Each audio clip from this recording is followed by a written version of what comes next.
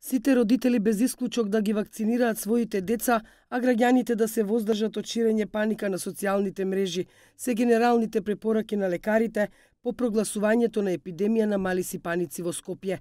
Доктор Сонја Ралева, специјалист по општа медицина, вели дека падот на колективниот имунитет и невакцинирањето на децата е причина за појава на епидемија на малите сипаници.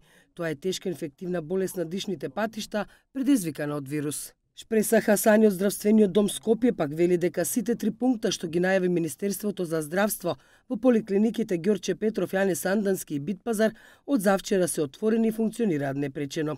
Тоа што докторите во овие поликлиники не се педиатри не го намалува квалитетот на здравствена заштита, вели доктор Хасани. Се работи за категорија на доктори по општа медицина кои што се специјално обучени, односно претрпија обука во клиниката за педиатрија, кои што се соодветни за давање на таква здравствена заштита.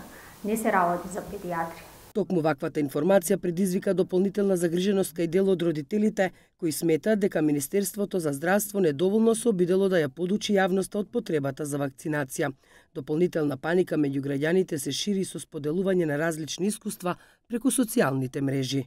Facebook и сите инстаграми се нашиот, нажалост, учител, што не сме во никој случај да биде ниту доктор, ниту мајка, ниту родител, ниту место на информации, затоа што не е, тоа се практикуваме медицина базирана на докази. Никако не смееме да ги прифатиме коментарите од социјалните мрежи.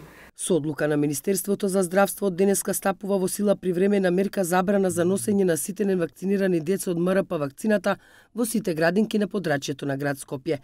Докторите не се откажуваат од тврдењето дека вакцинацијата е единствената заштита од мали сипаници. Ние може да очекуваме многу брзо како надлежните институции веднаш ќе се у самото календарче нели ќе биде забележен процесот на имунизација, ќе знаеме дека тоа дете на некој начин ни е заштитен. И Уставниот суд се занимавал со прашањето на задолжителната вакцинација.